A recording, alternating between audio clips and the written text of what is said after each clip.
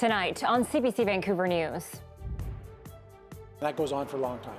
It goes on for years and years and years. The storm has passed, and now the daunting task of recovery. What comes next in the cleanup from BC's devastating floods? Also, I think this really touches upon the demand for housing that are for families. why prices for detached homes in much of BC are the highest they've ever been. And every moment in an emergency can be significant impacts on life. Vancouver Police, what's the nature of your emergency? So there's somebody with a knife?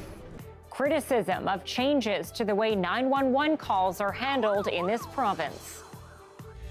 This is CBC Vancouver News.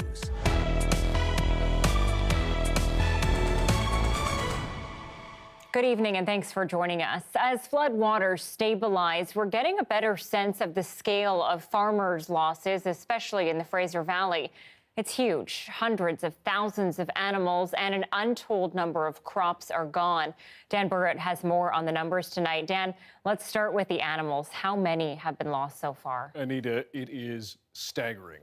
628,000 poultry are dead. 12,000 hogs have been killed. 420 dairy cows have been lost. And 110 beehives are gone. Keep in mind, the province says 819 farms are still under evacuation, so those numbers are likely to rise even higher. Agriculture Minister Lana Popham says of the 700 acres of blueberries in Sumas Prairie, some plants were under 8 feet of water. Still, some farmers don't want damage assessments done until April, when berries may emerge and we see what, if anything, survived. She says if you want to help berry farmers, buy a bag of local frozen blueberries. They estimate there are 7 million pounds of them available. For the many animals who were rescued and did survive, Popham says donations have been huge. They have the good problem of trying to find space for it all. She says she and the federal agriculture minister will be speaking with producers tonight and work on their joint response to help them. In the middle of all of this death and loss and uncertainty, Popham shared one farmer's story of gratitude. He's lost his home, and he was in Canadian Tire picking up a pair of gloves and a frying pan so he could make some breakfast. And a staff person came over and asked him to go to customer service. And when he got there, he was told there'd be no charge, and they wished him well. These are the stories that help us all carry on, and these are the stories that will help us get back up and start again.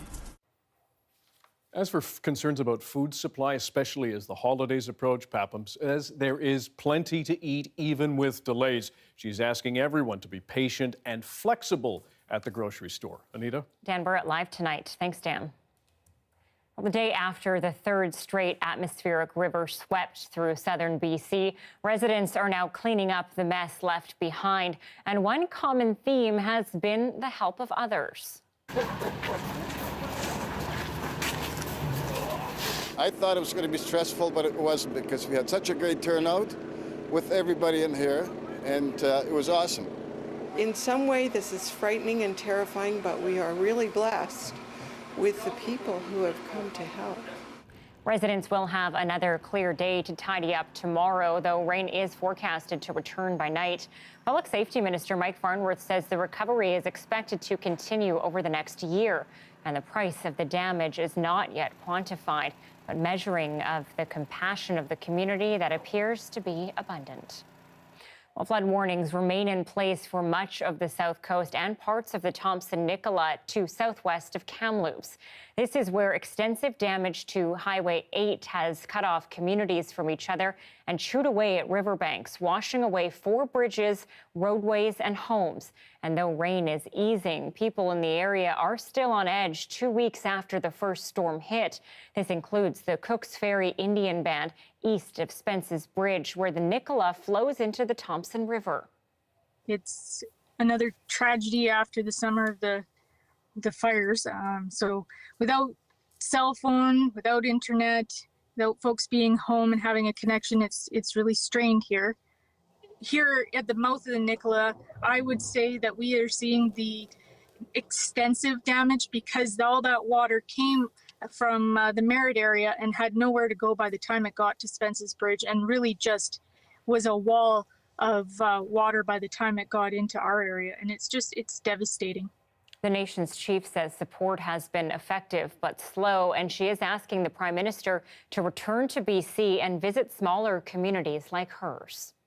Well, further to the south along the Nicola, some encouraging news for residents of Merritt displaced by flooding. The city is now giving them the go-ahead to return to their homes, at least during the day. We have to balance off public safety with the need for people to be able to come back to their homes. But that day access is definitely a big step in the right direction. Residents living in the worst-hit areas can visit between 7 in the morning and 7 at night. They're advised not to use any water, not even flushing toilets. Come Sunday, some other people may be able to return for good, but that will depend on water quality. Residents whose properties weren't damaged at all are back at home with access to running water. Well, nearly 3 weeks after the first in a series of catastrophic rainstorms rolled through southern BC, a key stretch of highway is finally open and may now stay that way. It's welcome news, but as Balpuri reports, free-flowing traffic is still months away. For the first time since late Sunday, traffic can move directly between Metro Vancouver and Hope. Highway 1 through the Sumas Prairie is once again open. Absolutely, it's got to open up, yeah. It'll be good, no doubt about it. The temporary dam set up to help mitigate flood damage has been removed. While there are no travel restrictions along this stretch of road, the infrastructure remains vulnerable. The advice is don't travel unless it's essential. I got work in Chilliwack, but I can't get there, so unless I go the other way, and I'm not doing that. So, yeah, if they take the dam off and the highway opens up again, I think that is a good thing. Highway 1 between Popcom and Hope is also open, but with restricted traffic flow for about 3 kilometers near Bridal Falls. Geotechnical engineers have kept a close eye on Highway 99 near Duffy Lake since 2 mudslides at the start of the bad weather. 5 people died in those slides. Yesterday, when small amounts of material were spotted falling again, the road was closed. Not long after that precautionary closure, 2 more chunks of mountain hit the highway overnight. That's going to take a day or more to clear off. It was, I think, 2,000 cubic meters of material. There are reports of significant debris on the road. The 99 remains closed between Pemberton and Lillooet. Elsewhere, Highway 3, for the most part, remains open for the supply chain. It's the only way for large commercial vehicles to access the rest of British Columbia from the Lower Mainland, so remains under essential travel orders.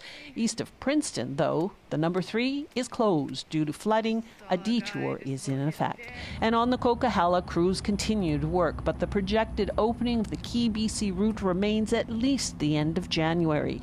The aim is to rebuild as quickly as possible, but to rebuild correctly in a way that adapts to extreme weather events predicted to happen more frequently. We have seen communities pummeled in a way that, and British Columbians pummeled in a way that nobody should be. While the worst of BC storms appear to be behind us, the repairing and rebuilding is far from over.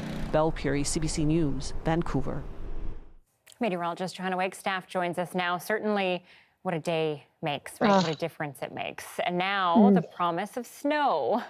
Yeah, talk about a complete reversal from warm and wet to dry, and now cold and, yes, snowy. We have a brand new special weather statement for Metro Vancouver and the Fraser Valley, not for more rain, but for the potential for some wet snow in the coming days. I'll get you there in a quick moment. Let me start you off with the bigger picture. This is the water vapor imagery. So that's not rain that you're seeing. That's not radar. That's the water vapor in the atmosphere. And that's what's left of our atmospheric river. It has sunk south and really dissipated, but because it's sunk south, it's opened the door to cooler, more seasonal air. Temperatures in the BC interior over 48 hours will be dropping more than 22 degrees from yesterday through to tomorrow, where they'll land around the freezing mark. And that cold air colliding with a bit of a Pacific system could bring some wet snow Friday night, so tomorrow evening through Saturday morning to everyone in white here, over 200 meters. So that does mean parts of Metro Vancouver higher elevations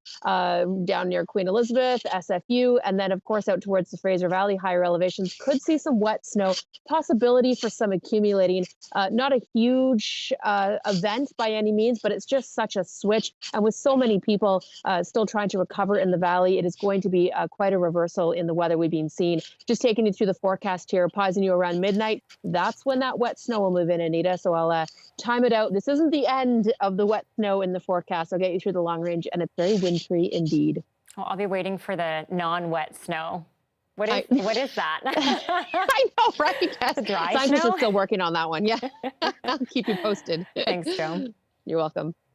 And in the spirit of coming together during tough times and in honor of the work the Sikh community has done to help others during the floods, the Jewish Federation of Greater Vancouver made a donation of $36,000 to the Guru Nanak Food Bank in Surrey today. We're fighting every day to kind of bring care to those in need. We're doing that because they raised the alarm and started sending helicopters out and sending trucks out and making sure they didn't stop for anything. So when I saw that and I woke up to that, I said the Jewish community's got to activate too. The money will help with air travel to and from Merritt to drop off food and goods. The funds will also help offset the cost of rent for a new permanent food bank location set up to open in Abbotsford soon. GNF Financial Group was also on hand to donate $50,000 to the organization. Well, food banks in flood-hit communities have seen demand surge. And with the holidays coming up, organizers say the need is only growing. Our John Hernandez reports on how residents and businesses have stepped up to keep supply shelves stocked. After 4 days of being grounded because of bad weather, these food flyers are ready to once again take to the skies. For weeks, they've been dropping off food in communities hit hard by flooding and landslides. And we have almost 30 to 35 communities requested us for food. Today we are trying to reach everybody, whatever is possible. This plane is being loaded up with supplies destined for the Nicola Valley Food Bank, which serves Merritt and surrounding communities. We're humbled, we're overwhelmed, and we're so appreciative that there's a whole support right across the nation for us. Derlanda Houghton manages the Merritt Food Bank, and she says it hasn't been easy.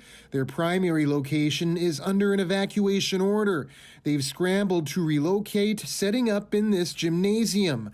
With hundreds of residents still out of their homes, demand has soared.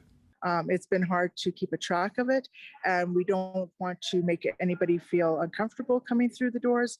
So we're not really judging, we're not taking any information from anybody that comes through our doors. But so has the amount of support. I think what the biggest challenges is trying to find enough space for product.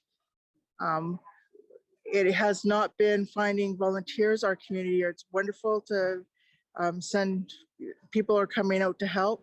Don Armstrong was recently in Merritt on a food run. Now he's back in Chilliwack, trying to keep residents there fed. But concerns over highway closures still linger. Right now, again, as all the roads are closed to Chilliwack, and we're basically in here by ourselves, and we're fortunately the people of the community they really stick together really well here.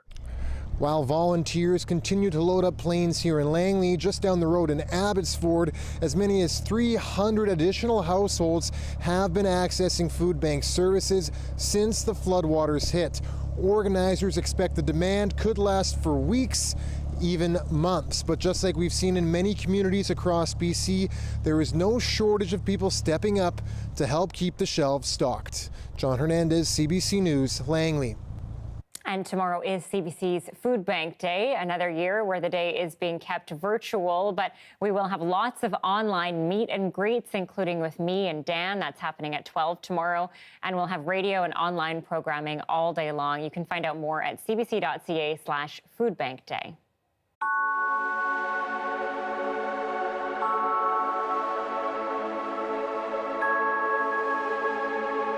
Well, switching gears a bit now, homes in BC are not getting any cheaper. In fact, the latest housing numbers released today show record high prices, and it's not just in Vancouver. Justin McElroy joins me live for more on this.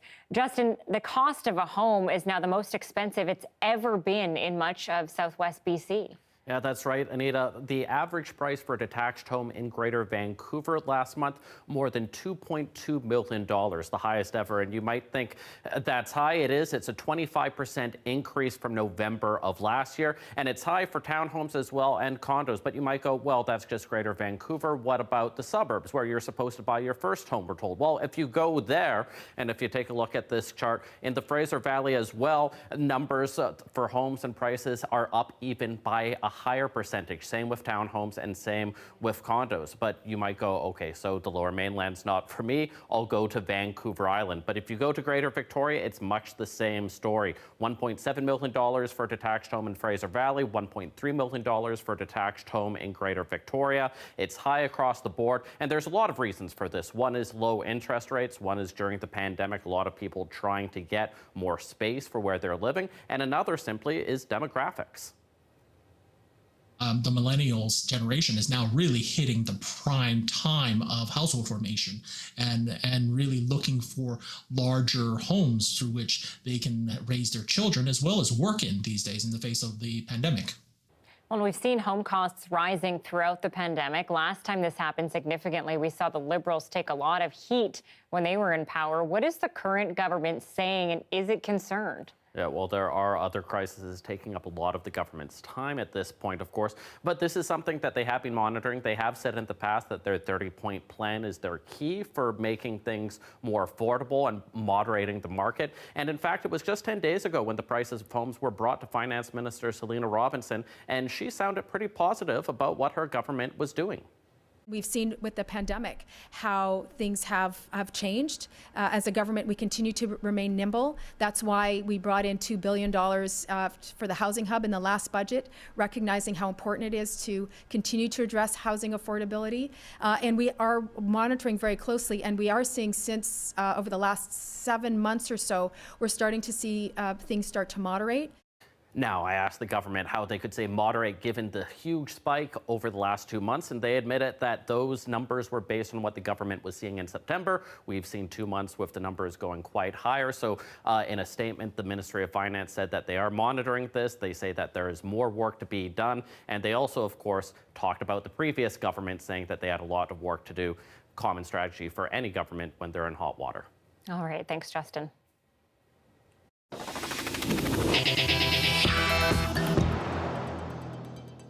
911 operators are slamming a change that's been made to their call centers. From now on, operators won't stay on hold with callers as they wait for emergency responders. As Joel Ballard tells us, the province says the change is because of understaffing.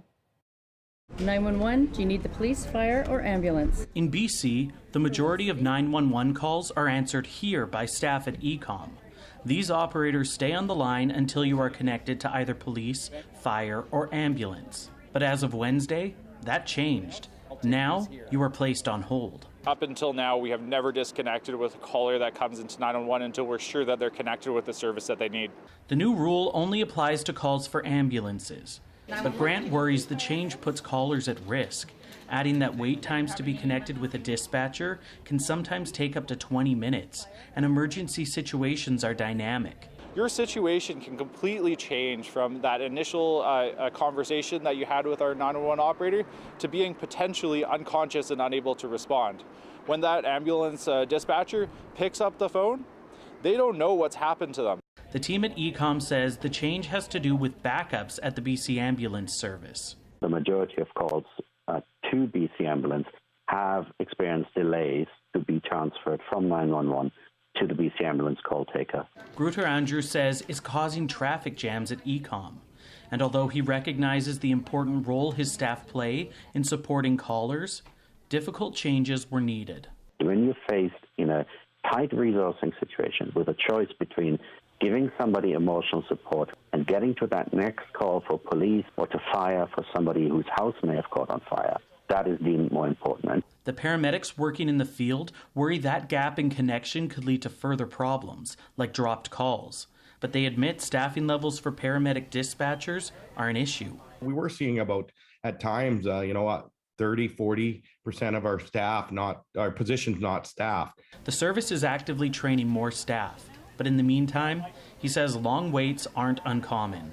Any delay is significant because every moment in an emergency can be significant impacts on life. ECOM says it's only a temporary measure, but still Grant thinks the best solution is to keep the line of communication with callers open and to instead focus on increasing the number of operators at ECOM. Joel Ballard, CBC News, Vancouver. Well, ahead of the holidays, police are once again reminding people to watch their doorstep deliveries and guard against thefts. A Burnaby man has been arrested, accused of stealing an Amazon package with a $1,500 stroller inside. The large box was taken from outside a Surrey home last week. The moment caught on camera as a car pulls up with the trunk already popped open. 2 days later, the victim spotted the same stroller she had ordered for sale online. She called police, and officers found the stroller still in its box at a Burnaby home.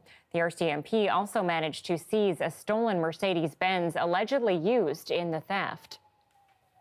All parts of the province have recorded unseasonably warm weather now, and these temperatures have bears delaying their hibernation. Conservation officers say they're still getting calls about bears coming into yards and close to homes, and they warn it could be the bird feeders that are drawing the wild animals. Their advice is to put them out only in late winter and only during the day. Otherwise, consider not having one at all. Residents of a small Gulf island have found themselves without mail service for the past week because Canada Post is short-staffed. The reason? Well, the lone postmaster is refusing to get vaccinated. Lasqueti Island's one Canada Post employee was placed on unpaid leave for not meeting the federal vaccine mandate. A roughly 45-minute boat ride from Parksville, the community lives completely off the grid. It relies heavily on Canada Post for essential deliveries. Residents say they found out about the service disruption on Friday when the postmaster locked the office door and refused to let anyone get their mail. You won't let anybody in to get the mail. I'm waiting on mammogram results. It is hampering our businesses. They're making the statement on the backs of 400 of us. It seems a bit absurd. Canada Post says it has a plan to resume its service there. They will deliver mail to the community mailboxes 3 days a week. However, parcels that are carded for pickup and items that require signatures will have to be collected at the Parksville main post office off island. Well, BC is reporting 358 new cases of COVID-19 since yesterday, as numbers remain relatively stable this week. But the percentage of people vaccinated is going up as younger kids get their shot. 85% of British Columbians 5 years and older have received at least one dose of the COVID vaccine. 5 more people have died, 3 in Fraser Health and 2 in Northern Health.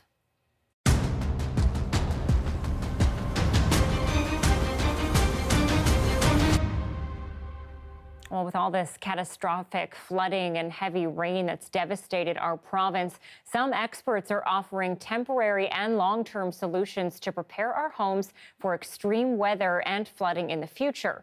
Benit Brach explains some ways to have a flood-resilient home. From record-breaking rain to floods, Mother Nature on full display. With climate change creating more extreme weather and sea levels on the rise, it's shown us how vulnerable our homes can be. But experts say there are ways to make them more resilient to floods, and here's how. The first thing you'll want to find out is whether you live in a floodplain. Officials say ask your local authority for a map, ask your neighbors about the area's history, and find out if the land has been reclaimed, like with Sumas Lake or False Creek, where the shoreline was changed to allow for development. It's important to know what the flood risk is in your area so you can figure out how much protection your home needs. If you do live in a floodplain, you can set up barriers to limit water from coming in, a term known as dry flood proofing. Some temporary solutions are barriers just outside your door or window covers to prevent water from coming into your basement. Then there are flood barriers, a pricier option that can be set up within an hour. And finally, gates that are permanently fenced around your property made of thick glass. Now, what about preventing damage inside your home? So think about how you use your home in terms of elevation. The other thing we can think about is how we can use different materials in our homes. Leave valuables like tech on higher floors. Try raising your appliances like furnaces onto higher surfaces like cement blocks. And where it's likely to flood, use materials like tile or concrete instead of hardwood. Another option is called wet flood proofing. It's like designing a space in your home literally to flood. So there's less force and power against your home, and then you're using these materials that are recoverable afterwards or easily replaceable. In the U.S., many people living on floodplains have these vents. It protects the home's foundation by balancing the water inside and outside your home, which can be pumped out later. Some homes in Surrey are even designing ground levels or garages just to tolerate floods, while living spaces and storage are higher up. And that also shows how building on higher elevation can help protect our homes. In the next 70 years, the sea level in Vancouver is expected to rise by about 1 meter. And if nothing is done, floods will threaten these areas in light blue. Sometimes developers will raise the ground elevation by adding fill and then build on top of that. And in some cases, they reach that elevation by the architectural design of the home. That's why buildings like the new St. Paul's Hospital are being built higher with rising sea levels and floods in mind. And consider this cafe, built 3 meters above the ground so its kitchen, bar, seating is protected. So that means that the foundations didn't lose their viability. It means that anything essential like the electrical service, the electrical panels, the hot water tank, all of those systems are placed high enough up in the air that they haven't been touched by the water. While there's no quick fix, experts say it's important for cities to talk to their communities and find solutions to rising sea levels and heavy rainfall. They say governments need to prioritize flooding and really mitigate the risks of our changing climate. Benit Brach, CBC News, Abbotsford. Are you planning to travel overseas for the holidays or in the new year? Well, coming up, we talk to a global infectious disease expert who says maybe rethink those plans.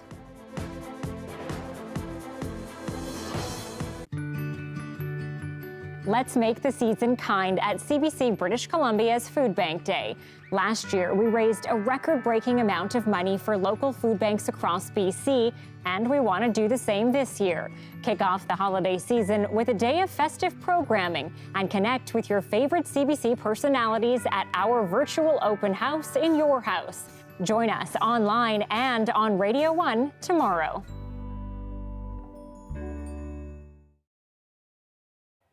Thanks for staying with us during our commercial-free live stream. St. John's residents out for a walk around Kitty Beatty Lake may see ducks or boats, but scientists hope they'll also be on the lookout for some of the oldest signs of life on Earth.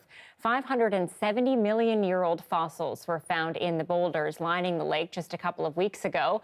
They're not exactly easy to spot, so now there's a contest encouraging people to turn their regular stroll into a quest for scientific discovery. On these slabs around Kitty Beatty Lake, we have rocks that are 570 million years old. These rocks are unusual because there are only about a dozen places in the world where you can see fossils in rocks of this age. So one of the techniques that we use when we're in the field, particularly late in the season, is plasticine, just the same as you probably have in your kid's bedroom. You can impress it onto an area with a fossil, just push it down with your hand, and when you lift it up, you get an impression of the fossil that you can then manipulate in the light. These things can be really difficult to see because they're only delicately impressed on the surface. There's no shell or anything like that. But if you actually illuminate them from a low angle, you can actually see how the fossils pop out. The organisms that were living on the seafloor were basically stuck there on the seafloor. They had a stem that went up into the water column and a frond which was collecting something. We don't know if it was oxygen or early bits of food, but these things didn't have guts or anything, so whatever they were doing, they were just absorbing straight from their environment. So we pour water onto the rock to increase the contrast because the different minerals show up differently in the wet. So you can see these darker rings inside the fossils in here. This might be called Charniodiscus or Cyclomedusa. And this one here, which is smooth on the inside, might be called Ediacaria. We only found these fossils really recently, like 2 weeks ago. And there's not much time now until the snow comes, and we'd like to enlist the help of St. John's to actually find some more of these fossils for us before the end of the season. Because this actually coincides with Research Week at Memorial University, what we thought we would do is we set up a fun competition where if you can find fossils on slabs like these and identify yourself, maybe just even your hand or a selfie with your face, post it to the Geocenter Facebook page. And if it's a genuine fossil, then we'll enter you into a draw. If it's not, we'll explain perhaps what you've actually seen.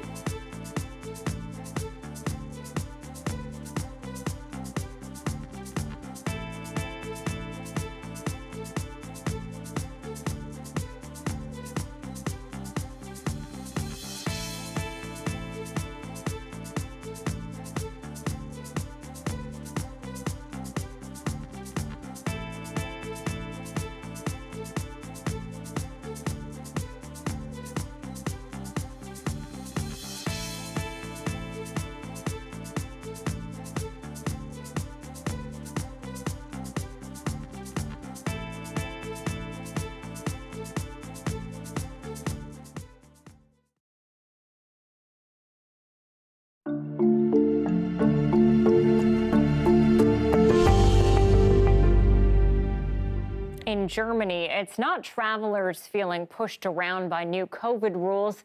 It's the unvaccinated. Unvaccinated people have essentially been barred from much of public life as COVID continues to spread. The 7-day average for new infections has roughly doubled to more than 57,000 there. And at just under 69%, Germany has one of the lowest vaccination rates in Western Europe. Margaret Evans shows us the extent of the new restrictions and the backlash. In a Bavarian hospital struggling under the weight of coronavirus patients, intensive care workers turn on red lights at night, a message they want Germans to take heed of. The government in Berlin is delivering messages too, upping the pressure on Germans who have yet to take up the vaccine against the virus. A number of German states already bar the unvaccinated from public venues, including shops, cinemas, and restaurants, even public transport in some cases. German Chancellor Angela Merkel, in one of her last acts in the role, says those restrictions will now apply right across the country. Access to leisure, sports, and cultural activities, she says, will be limited to those who are vaccinated or have recovered. The German parliament will debate mandating vaccines, potentially following in the footsteps of Austria, which has pledged to start in February. And Greece will enforce them with fines for citizens over 60. The issue divides Germans. We need it, otherwise we won't get anywhere, says this woman. I think everyone should decide for himself, says another woman. Germany has one of the lower vaccine uptakes in Western Europe, and it's in the midst of a serious COVID upsurge. Deaths are now averaging about 300 a day, putting pressure on hospitals. In Brussels, the European Commission has also raised the issue of mandatory vaccinations. This needs a common approach, but it is a discussion that I think has to be led. It's not just numbers driving the decisions, of course, it's also fear over the potential impact of the Omicron variant. Margaret Evans, CBC News, London. And that Omicron variant of COVID-19 is forcing a shift in strategy. Today, the U.S. announced it is tightening its airport testing rules, making it that much harder for Canadians to fly in come Monday. Here's what Aaron Collins is finding out about what it means for COVID-wary Canadians hoping to fly south. It's beginning to look a lot like Christmas at Calgary's airport, one of the busiest travel seasons of the year, ramping up again. Very, very excited to get out of the country into the warm weather and explore again. But air travel is anything but normal this holiday season. News today that vaccinated Canadians flying to the U.S. will now need a negative COVID test within 24 hours of takeoff, down from 72. I just really wish that they would, find a set of rules and just stick with them. A move the U.S. says is needed to slow the spread of the new Omicron variant. This tighter testing timetable provides an added degree of protection as scientists continue to study the Omicron variant. Despite those new measures, experts in the U.S. insist it's safe for vaccinated people to travel over the holidays. Enjoy the holidays indoor with your family in a family setting. Many of us will have to travel during the holidays. What you do when you travel, you take care, you're prudent. Even so, today's new rules are one more hurdle for Canadians hoping to fly south this winter. It's hard for us to make a decision, but we both know that time is of the essence. If you are looking to book a flight to the U.S., some advice from an industry trying to get back off the ground. Wait until we know more. That's what I would tell them. Or if they're going to book something that they're going to get full refundability on. Fully vaccinated Canadians looking to drive to the U.S. won't be impacted by today's changes. They still don't need a COVID test at all to enter. But if you're leaving for more than 3 days, well, those travelers need one to get back. But some worry that all of that could change too. I would hate to have to cancel my travel plans. However, I would rather know ahead of time that this is what I need to do. So change is in the air for travelers heading south to the U.S., but so far at least no sense that those heading from the States to Canada will need a negative COVID test just 24 hours before they fly.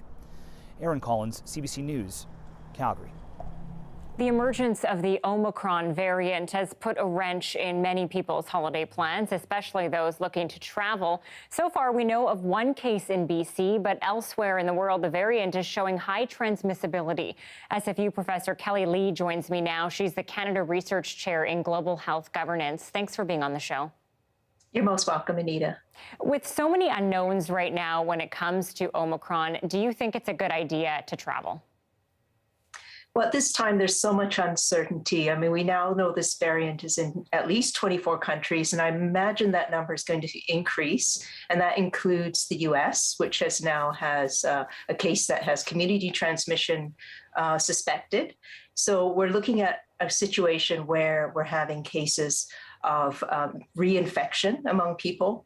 And also there's a concern of higher transmissibility. So at this time, I would not recommend traveling. If you're planning on booking a holiday, I would just wait. And if you have already booked a holiday, it's probably a good time to postpone and just wait to see what happens and what the scientists say about this variant. And that includes the US, because the US is now introducing new measures, testing requirements, and we don't know what's going to happen going forward. There may be new rules introduced. You might have to quarantine. And all this uncertainty means, maybe it's the time to stay home for the present until we know more. Our federal government has also brought in new travel rules. Do you think that those rules are enough, or is there something more that needs to be done? Well, they've targeted these measures to a number of countries. Now there's 10 countries on the list. And they've reintroduced some testing at the border. So upon arrival, you're supposed to test if you're not arriving from the US, and to quarantine until those test results are available. And that's a good start. But I think really we want to be testing everyone, including arrivals from the US, because we know this variant is spreading globally, that it's circulating globally. There's reports that it's been circulating since early October. So that's 2 months ago. And so we can't really say, that this variant is just coming from a certain part of the world. And we need to be vigilant. We need to use our borders as a point of surveillance. And that way we'll know what's coming in, and we can contain any cases that come in by quarantining people. Yeah, and I want to talk about that a bit more, because Canada is implementing that targeted approach with several South African countries. What do you think about that, restricting entry, only from those areas? It's not the first time we've seen it. It happened with India as well, with the Delta. That's right. And it feels like that's, what we should do. We should slam the borders shut. And the problem is that those kind of targeted travel restrictions or bans always are too late. So by the time you know about a variant, it's circulating globally. It's not just coming from Southern Africa.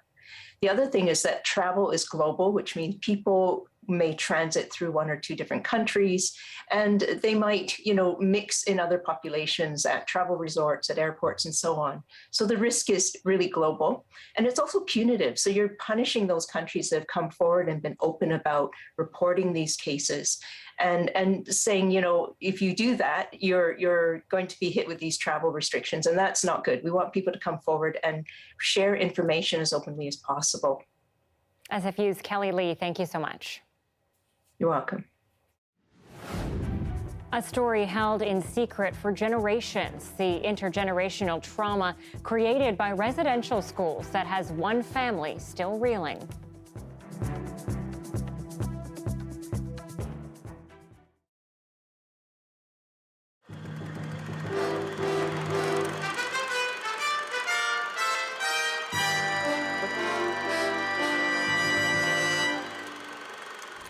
Well, it was the thrill of victory in Vancouver and Whistler, BC today, the agony of defeat in Calgary and Quebec City.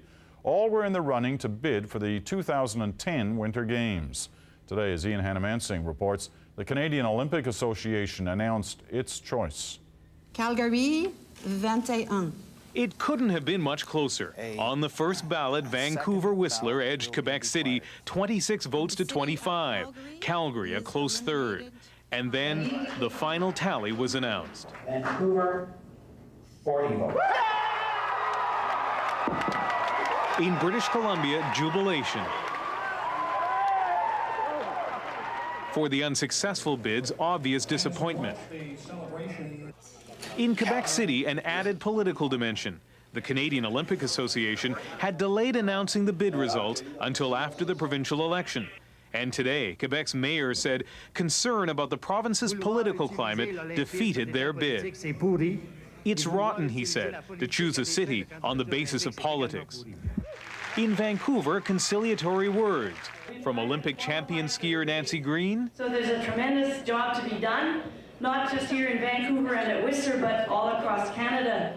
And here the focus switched to the next phase, winning the votes of the International Olympic Committee 5 years from now, in 2003. We've qualified through the heats. Now we have the semifinals and the finals ahead of us, and it's a really valuable analogy. So we've got to pace ourselves. It's an expensive competition. The campaign for the Canadian bid cost Vancouver Whistler about $1.2 million. Paid for by corporate sponsors who remember the impact of the last big international event in Vancouver, Expo 86. The history of British Columbia was changed by that opportunity to welcome the world, and we haven't looked back. Now comes the hard part.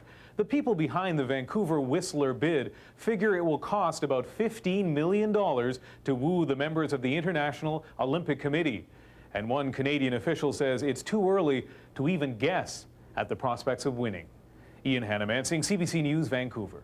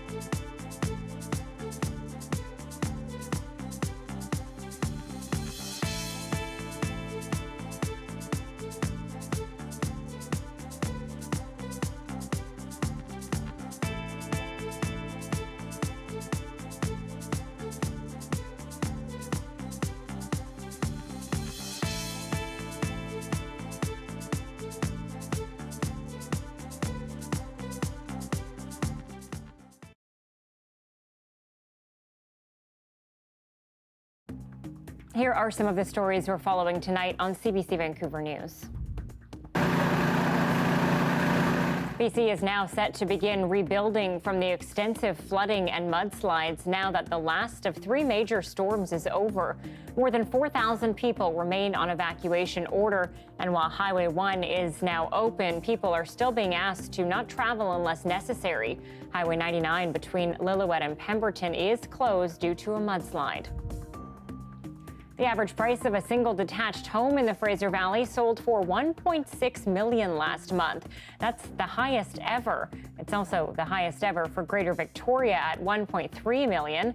And for Greater Vancouver at $2.2 million last month. The average selling price of an apartment in the Fraser Valley is up 28% in the last year. A young man in northern Manitoba is sharing a long-held family secret, one that involves a Catholic priest who was once in charge of residential schools in Manitoba and Saskatchewan. He believes he's the priest's grandson. And as Cameron McIntosh explains, he may not be alone. Before we start, a warning. This story deals with allegations of sex abuse in the residential school system. Winter's coming. Even now, looking at the freezing Jack River in Norway House, Randy Aptagan feels pain. When I was 5 years old, I was sent to come down here with my uncle. Sent to check fishing nets in the ice. He was getting angry at me. Didn't like having to take a little kid with him down here, I guess. Next thing, he was in the water. My uncle grabbed me and he dunked me in that ice hole of cold water. That water is one painful feeling I would never forget. It would come to represent his relationship with his mother's family, a lifetime of hostility, resentment, and alienation. Anytime they had the opportunity to call me a bastard, they did. You know, anytime they had the opportunity to put my mom down, they did. Was there ever a reference to who your grandfather was? Oh yes, absolutely. Absolutely. Like, look at me. I'm pale as pale can be, right? But they call me Pagois, which in Cree is the definition of a Catholic priest. Father Chamberlain is worried about the impact the white man's way of life may have on the Indians. Father Albert Chamberlain, a priest from Quebec, spent 50 years in northern Manitoba and Saskatchewan running residential schools and Catholic missions, including Norway House. Here he is interviewed by CBC Television in 1963. I don't think that a Canadian government will let the Indian starve. Look, she has his chin. When Randy and his niece Jillian look at it, they see someone else. That's how Grandma looked when she was mad. She'd have that don't mess with me face, like that type of deal. Hi, Mary. Hi, Johnny. Did you get that? Mary Aptagan was Randy's mother. Born in the late 40s in Norway House, she died in 2006, revealing a family secret. The priest was her father. And then that's where we heard the story about great-grandma getting pregnant by the priest, and then her getting married off. Therese Evans was Randy's grandmother. In the late 40s, she was a student at a residential school overseen by Chamberlain, who would have had vast authority. Randy says his grandmother became pregnant as a teen. And I can't imagine the fear that she must have had. He says his grandmother was coerced into marrying William Aptagan. Here they are later in life. To cover up that Chamberlain was the father, an abuse of power and violation of his vow of celibacy as a Catholic priest. Elders in Norway House confirm it was known in the community. I'm a product of something that I never asked to be a part of. My mother never asked to be a part of. My grandmother never asked to be a part of, you know. Well, definitely. Chamberlain died in Quebec in 1984. The local archbishop declined an interview request, but said he would not hesitate to meet with Randy's family.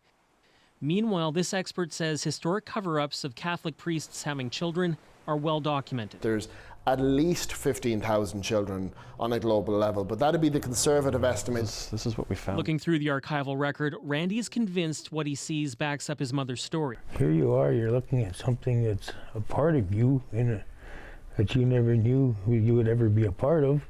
But at the same time, you look at it with disgust, you know what I mean? At the same, you know, the feelings are mixed. Eh? All of it just raising more questions about who he is, who he's related to, and who else this might have happened to. Cameron McIntosh, CBC News, Winnipeg.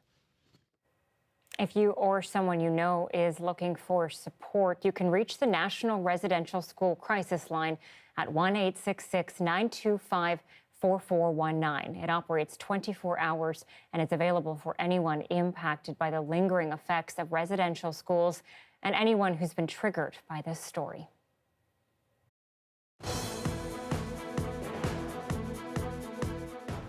At 6:48, a live look at Whistler tonight, where the rink is opening and it's looking very festive indeed.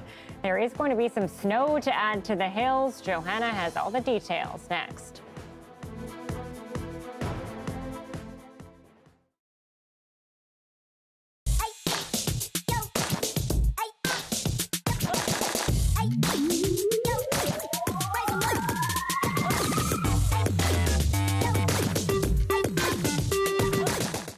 Hi, I'm Ian Langor, and today we're going to learn how to make our very own monster mask.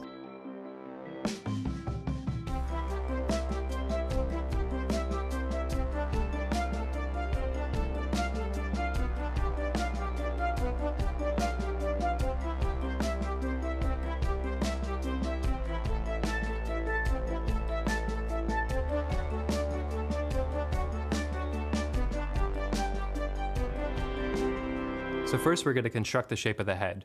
You're going to cut the foam so it fits around your head. You're going to draw your eyes and your mouth on, and then cut them out with scissors. You also want to make the mouth line up with your eyes, because that's where we're going to put the screen so you can see out of it. Then you'll get a piece of fabric, and you'll have it slightly bigger than the length and width of your foam. You're going to cut little wedges and glue the tabs on the inside of the face. Once you're finished this, you should have a clean looking face. We're going to take our ball of styrofoam and cut it in half, and that's going to give us our two eyes.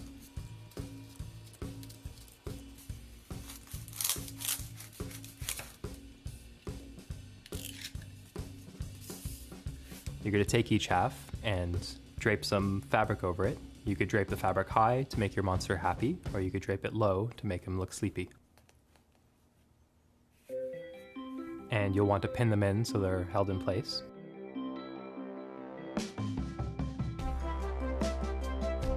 After that, you're going to flip the mask around, and you're going to use a lot of glue to attach the eyeballs to the mask.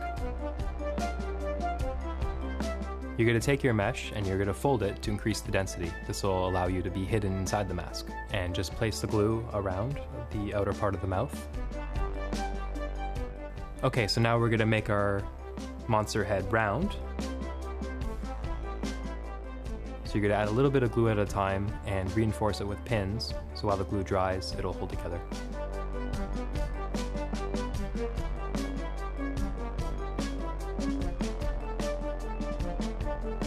So now that you have a circle that you can fit over your head, you want to reinforce the top. So cut out a circle that roughly looks the same size, and you could place it in. Use 2 pins to reinforce it. Then you're going to want to flip it upside down and glue it on the inside. Next, we're going to give this little guy a toupee.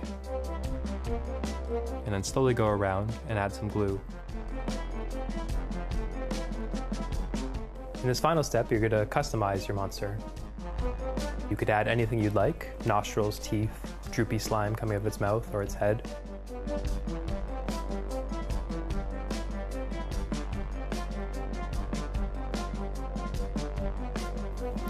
Happy Halloween.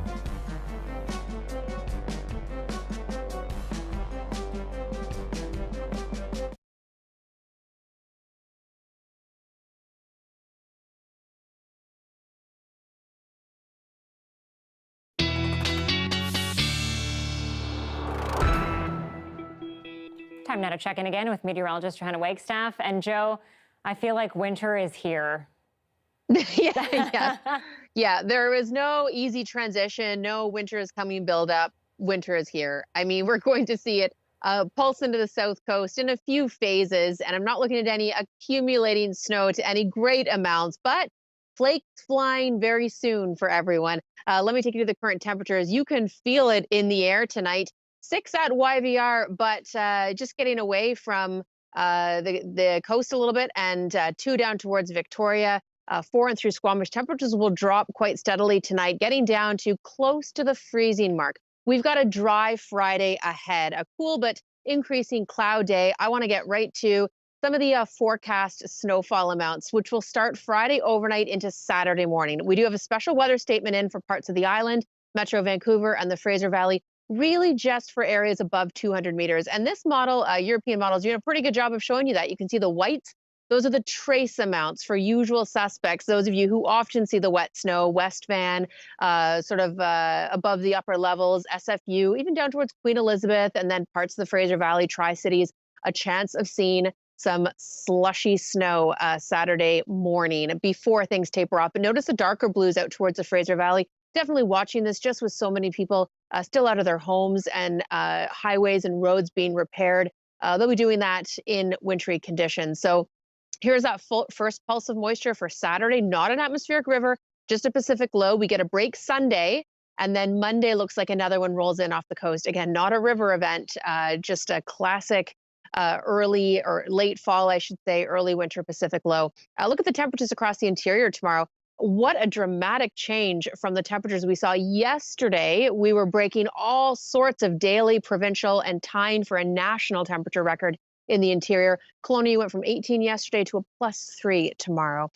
Temperatures in the next few days for us in Metro Vancouver will be on the chilly side. Seasonals for this time of the year are around 7. You can see that little icon I put in Friday night into Saturday morning, bookended by sunshine.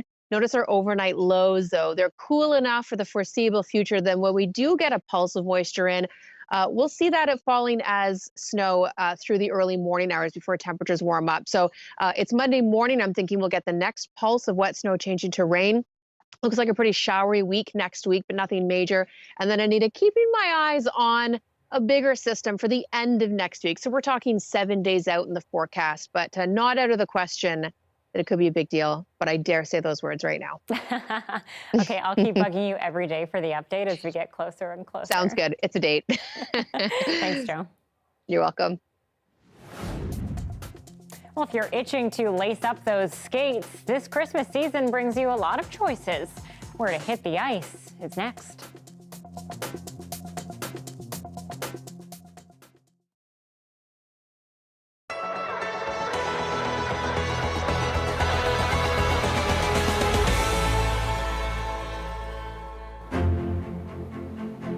I've been painting ever since grade 5.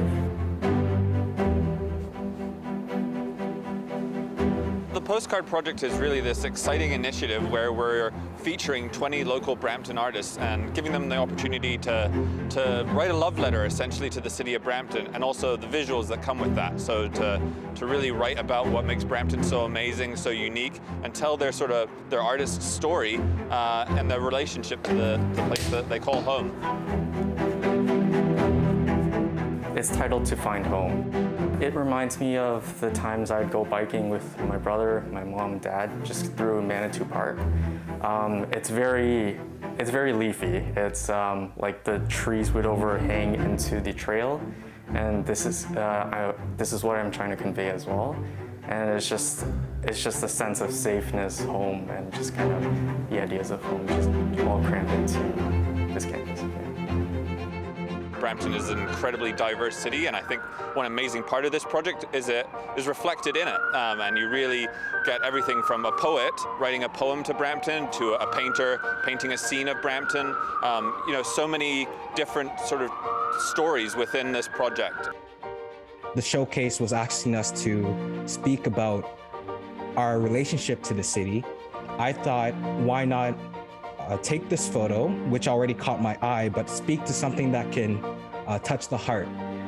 So in my reflection, I wrote a poem called Bloom, and I submitted my piece. I come from the city where the flowers bloom, a place where, just like stars, many can shine if you give them room. Just like you, I'm waiting for my turn to bloom, just like the flowers do. It's all featured on an online 3D gallery. I think perhaps the first 3D gallery that's ever happened in Brampton, which is really exciting. And then the work's going to be featured on the giant screen behind us here in Garden Square and across the city in a whole bunch of different ways. This image is an image of somebody who's coming to the country, who's coming to the city from somewhere else, and who's looking for a better life. And if we see them for what their situation really is and show that empathy and show that interest, they're going to, respond to that, and we're all going to have a better time working with each other, living with each other. This is a city that you can't run away from the time that you're from here. It's a part of your story.